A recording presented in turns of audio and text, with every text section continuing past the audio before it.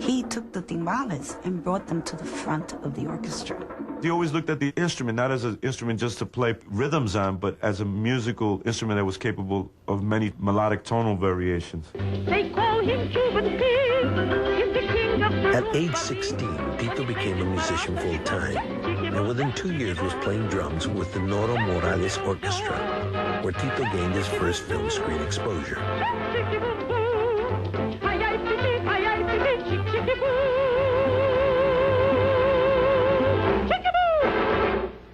At age 19, Tito was at a crossroads, first with Machito and his Afro-Cubans, then with the U.S. Navy during World War II, when he was stationed aboard the USS Santee. There, Tito saw combat, learned arranging from his fellow musicians, and was the ship's bugler.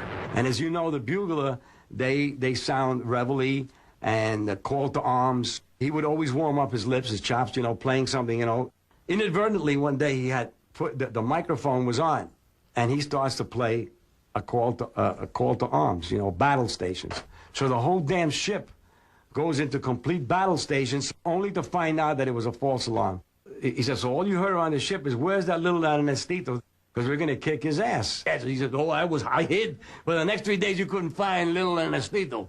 He got, by the way, a presidential commendation for engaging the enemy in 9 sea battles. Never talks about those experiences. Honorably discharged, Tito returned to New York to study music, courtesy of the GI Bill, at the renowned Juilliard School. While studying, he joined the Jose Curbelo Orchestra, whose lead singer was Tito Rodriguez, his childhood friend. Vamos! 1, 2, go! In 1947, Tito became the musical director and drummer of the Pupi Campo Orchestra. The next year, Tito stormed into the Palladium Ballroom. They were doing a gig, and the piano player showed up late.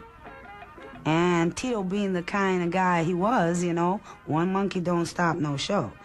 And he sat down at the piano, and he even did these solos that were incredible, and, I mean, he played. Well, the Vibes were his next instrument, and I heard him play it many times. He played it at Birdland, even.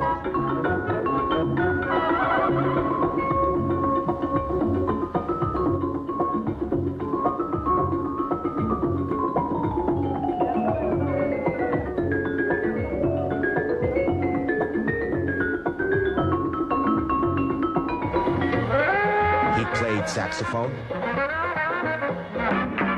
and he played about 5 different sets of drums.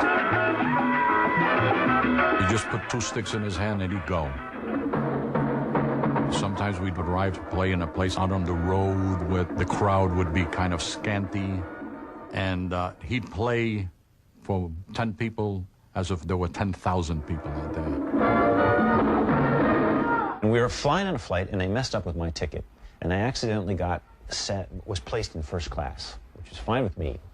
And Tito comes in and sits right next to me. I was like, great. All of a sudden he goes, oh no, I forgot my chart. I don't have any music. He says, do you have any music paper? I said, yeah. He said, how many horns are on this gig? And I said, well, there's 6. He said, okay. And I watched him, just from memory, arrange with no piano, nothing. 3 numbers for 6 horns. Now tell me, how many percussionists in this world can do that? And as he went on in years, it still was impressive every time I saw him. When he was starting to reach his full stride and making good money, here he was playing the timbales, singing every song, and dancing. You sit down with Tito, he'd tell you that Xavier Cugat was one of his favorite bands. A guy so hip, you would say, wow, Xavier Cugat, why would he, you know, he was a dancer, and he loved to dance to that music. He started out as a dancer. He used to do dance routines with his younger sister, 4, 5, 6, 7 years old. So, at a very early age, Tito learned the importance of dance, and he never forgot that as a band leader.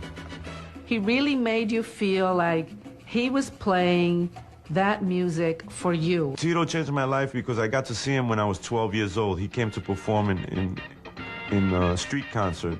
My heart was pounding. Everybody else's heart was pounding. He's just slaying everybody, man. He's the man. His performance was in your face, aggressive, fast, take no prisoners.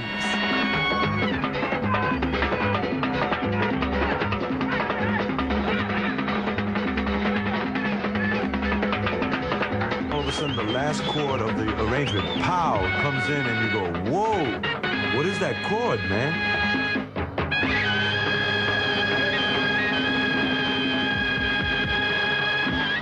Well, it's Tito. In Tito Puente's band was Charlie Palmieri, was Mongo Santamaria, was Ray Barretta, was Willie Bobo. I mean, and Tito. I mean, imagine all those people in one band. Even though the instrument, the timbales, is a Cuban-born instrument, it's what we call un instrumento criollo, was born on the island of Cuba. The greatest player, the greatest protagonist of that instrument has been a New York-born Puerto Rican, Tito Puente. And he was very proud of being Puerto Riqueño, even though he made his living playing Afro-Cuban-based music. He was a role model second to none in the Puerto Rican community of the barrio, because he was the first person to transcend the limits of that community. And Tito at 75 was 15 years old. You know, the same verb we used to destroy New York together, man. Kind of remind me of James Cagney. He had that same kind of persona, you know, larger than life thing. I think that carried him to the day he died. The Palladium sound, tight, percussive, complex, and delivered with pure showmanship, today circles the planet. And no one ignited that world beat with more energy and understanding than Tito Puente. Today, his musical legacy resonates larger than ever.